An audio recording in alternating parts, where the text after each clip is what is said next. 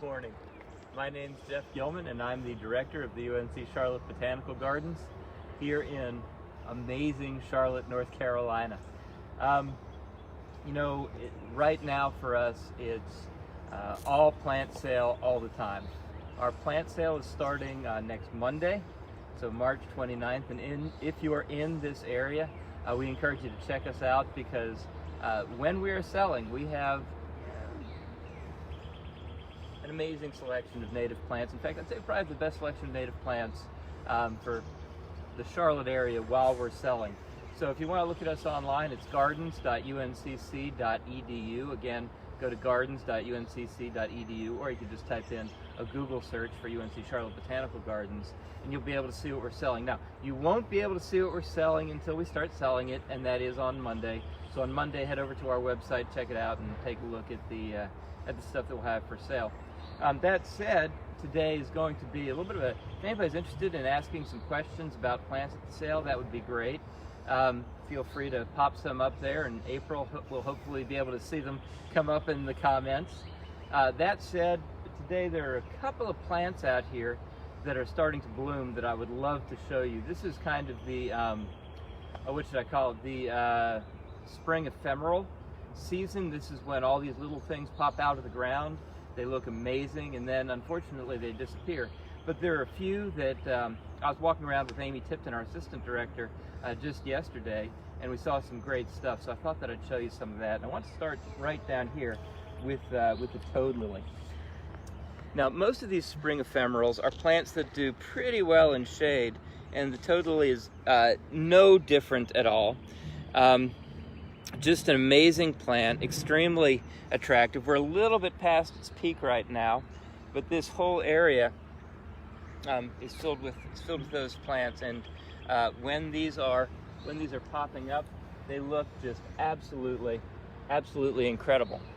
Now, another plant over here, rue anemone, is also popping up, and it actually looks pretty similar to our bloodroot, which I've shown you many times before, but as we round this corner here, I am sure we'll see some more. Oh yeah, take a look at this. We've got all of these white flowers. They're not quite opened yet. This one obviously is falling apart, but all of these white flowers here are bloodroot. Of course, we can step over into here.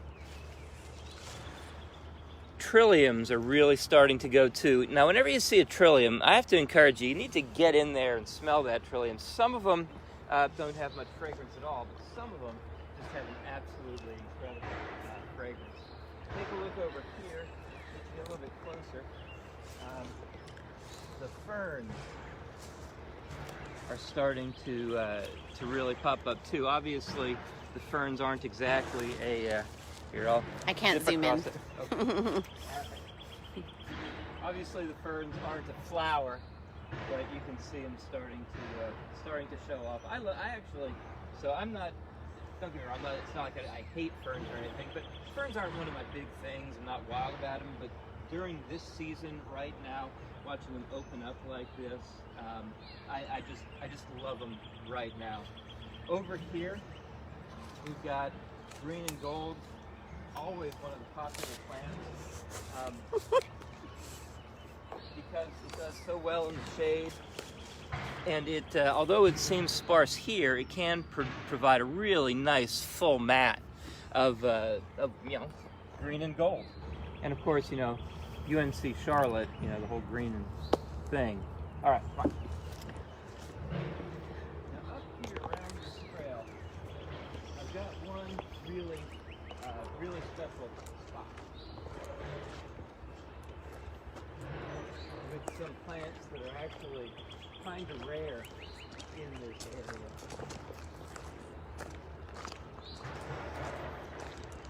So seeing them is actually pretty special. Most people don't even know this. What is this? Is this lungwort or liverwort? Yeah, that's what we got here. A little bit of liverwort. And that's looking pretty good. Not too bad. Look at that. Looks good. Okay, let's head over here. Look at this little grouping that's going over here. This looks great. Here's a sad-looking Virginia bluebell. We'll see some better ones a little bit later. At least I hope we see some better ones later. Then up here, very careful walking through these. You don't want to disturb anything. This is Oconee bells. Okay, these are Oconee bells. They do not grow well here in this area of North Carolina, but right here in the gardens, we have this really nice stand of them, and they're just an absolutely amazing, just a beautiful, beautiful crop. Look at those things. My goodness. All right, let's take a walk around. Sandy says your mic's going in and out. Okay. Your mic is going in and out. My mic is going in and out? Mm-hmm. All right. Let me check something here. I think we should be good, but I will try and, just in case, I'll try to talk towards the camera just in case the mic isn't working. You know, we had 2 shows where my mic was working perfectly. I think 3 is just too much to ask for. So I'll try and focus towards the camera just in case. Come on. You know, so often out here, so often I hear people say they want the moss out of their lawns. And then I look at this and I say, why do you want the moss out of their lawn? Moss is growing in your lawn because it found a nice spot to live. Why get rid of it? It's happy there. I don't know, I can't bring myself to dislike moss, be it in my lawn or anywhere else.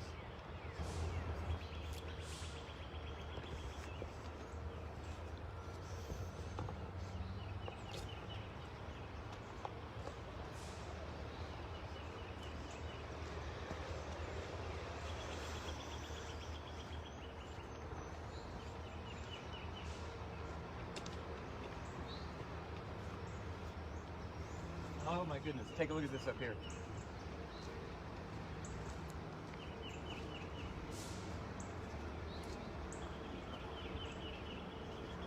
They're not quite breaking yet, but it is that time of year. Look at that. So this is actually multiple rhododendron flowers. The rhododendrons are just about to go. And where we don't see them breaking like this, you see these big buds just swelling up and just ready to pop. Can't wait. All right.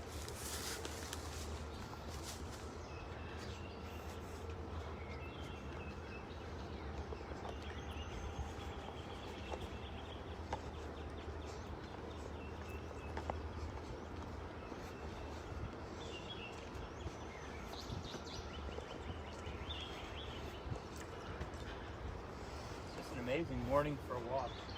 Just warm enough. Yeah, you still have that fresh morning smell in the air. Is that what I'm talking about?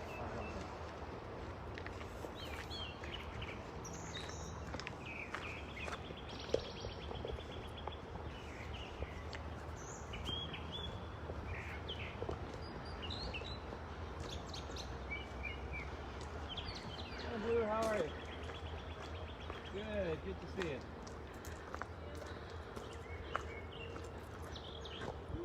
Good morning. Look at all the rhododendrons. You know, I'm walking by the rhododendrons this morning. I'm actually looking for tags and names on them. So I actually had a request from someone up in Massachusetts who's looking for some very particular Dexter hybrids. Now, you may be asking yourself, what is a Dexter hybrid? Well, Dexter hybrid rhododendron is a special cross of rhododendrons between 2 different species, one Asian and one in the U.S. And these crosses are very old, and many of them have been lost, and this person up in Massachusetts is actually trying to collect them all together. The neat thing about that is that not many places collected most of the Dexter hybrids, but we are one of the places that did. So they're looking for really old plants that we have to renew their collection. So far we've only found one that they need, but we probably will have many more. Generally speaking, this is sad, it is true. Generally speaking, rhododendrons do not do well in Charlotte. They do a little bit better here, in the gardens because we're in a valley, so it's a little bit cooler. So the rhododendrons do a little bit better here, but still they don't do amazingly well. At one time, we had over 6,000 types of rhododendrons. That's not rhododendrons, that's types of rhododendrons, and many of those were Dexter hybrids. So if we can find a few of those to return to Massachusetts, that would be pretty cool.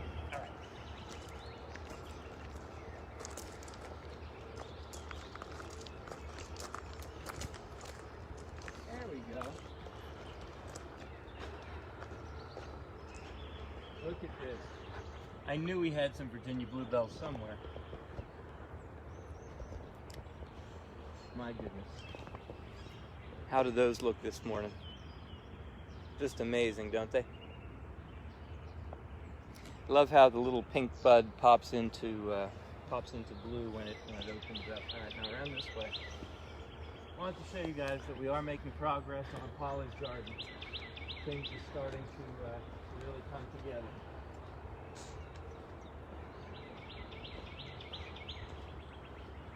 On that new wall that's gone up, this is the music area. On the wall that's gone up right over here, we're actually going to be mounting some different instruments, so looking forward to that.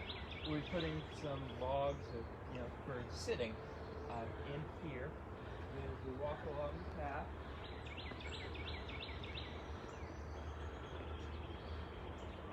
some plantings have been accomplished.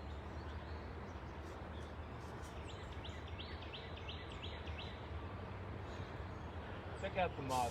I don't know if you guys can tell if you're watching week by week, but with the moss is actually starting to fill in here and look really good. Around the edge, we've got actually green and gold, which I just mentioned to you, that wonderful, that green and gold look that'll give us a nice matte flowers here. We have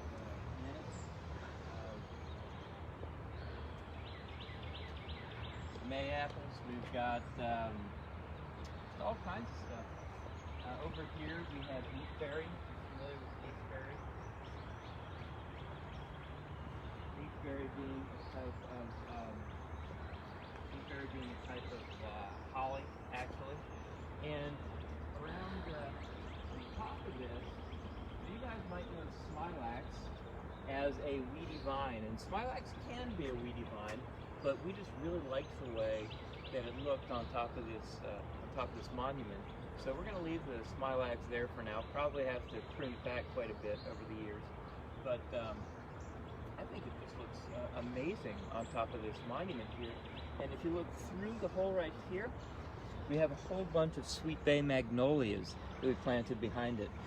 Almost all of this went in yesterday, and this was most of it installed by our volunteers. We have a really wonderful volunteer group that comes and works with us.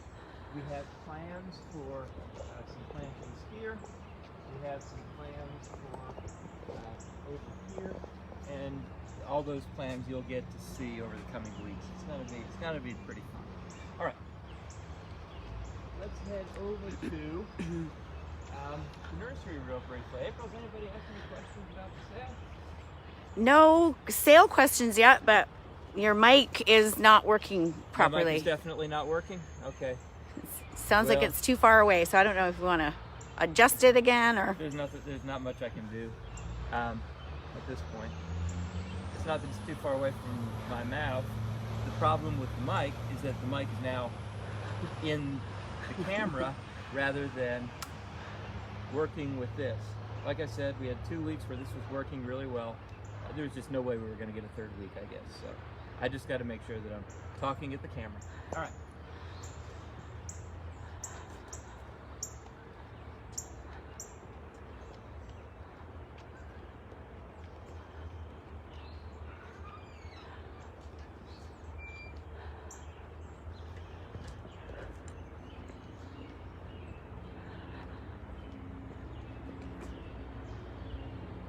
So we'll scoot around the other side of the gardens.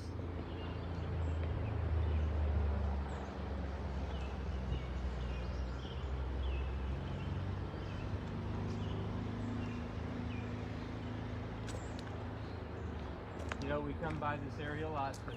Whenever we come by, we say hey to Bonnie Cohn. Bonnie Cohn, of course, the founder of UNC Charlotte and buried here in the gardens. So it's nice to have her here with us.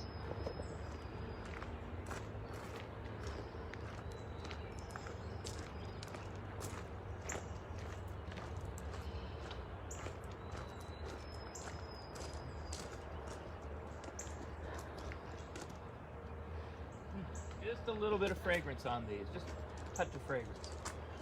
Ellen says hi, Jeff.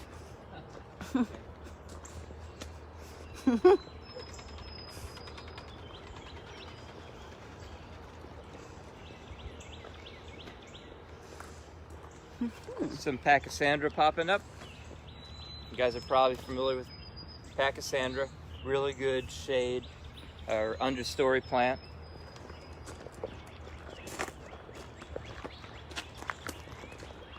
Again, all over the place here, we've got the bloodroot. Definitely towards the end of the time, the bloodroot looks good. Sandy's saying that she can. It's funny you can hear the traffic and the birds instead of you. Well, good. Enjoy the birds at least. Enjoy the birds. The traffic, you know, if you're into that. Maybe for you from New York. I don't know.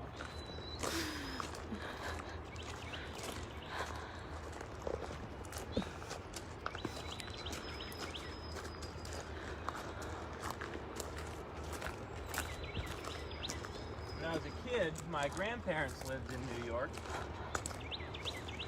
When I was a kid, my grandparents lived in New York, and I actually have good memories of trying to get to sleep and all the traffic running by. And actually, you know, it sounds like a bad memory. It's actually a good memory because, you know, just thinking about going back to that time. Can you see the pink with the camera? Mm-hmm. The red buds are really starting to go, and they look just really wonderful.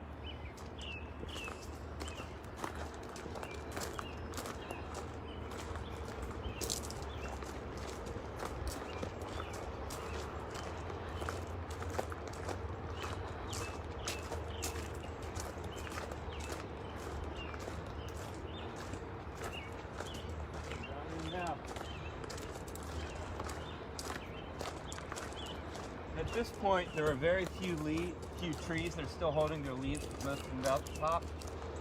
The one that is still holding its leaves, you can see the leaves there, that is going to be a beech. So some of the beech is still holding its leaves.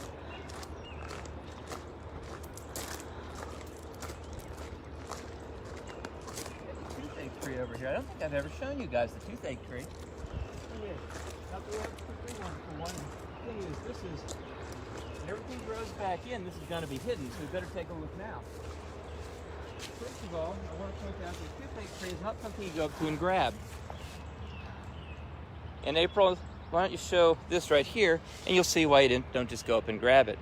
Now, maybe after you see these spines, you'll think, oh, this is called a toothache tree because it causes a toothache, because you could jam one of those spines into your gums. No, this is actually called a toothache tree because if you break this off, and I'm not going to right now, but if you break this off and rub it on your tooth, it's actually supposed to help relieve toothaches. And I have to admit that for most of the stuff in this gardens, I've tried it. I have not tried this for a toothache.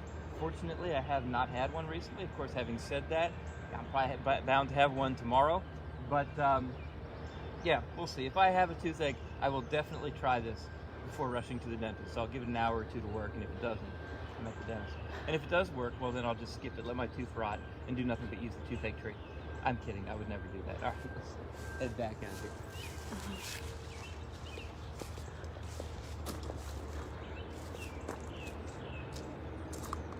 All right.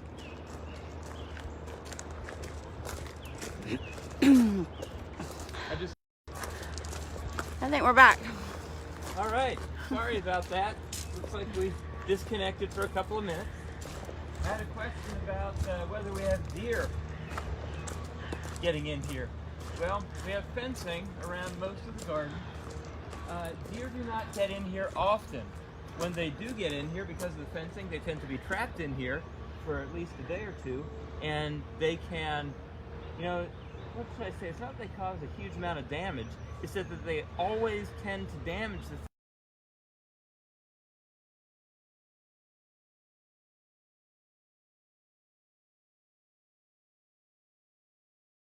some issues.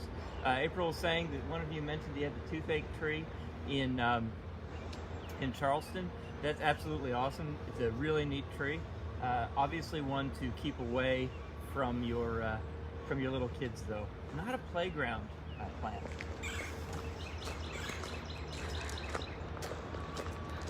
Oh my goodness! Look over here.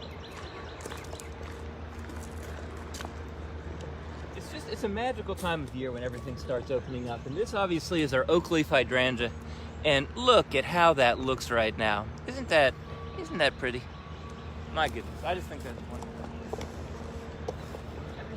Everything right now so new and fresh.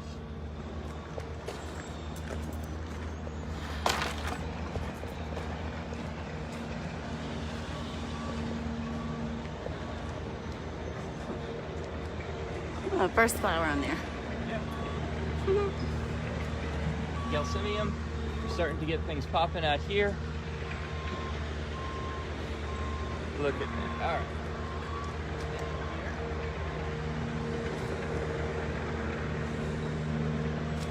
All right. So we'll scoot in here real quick, just for a minute.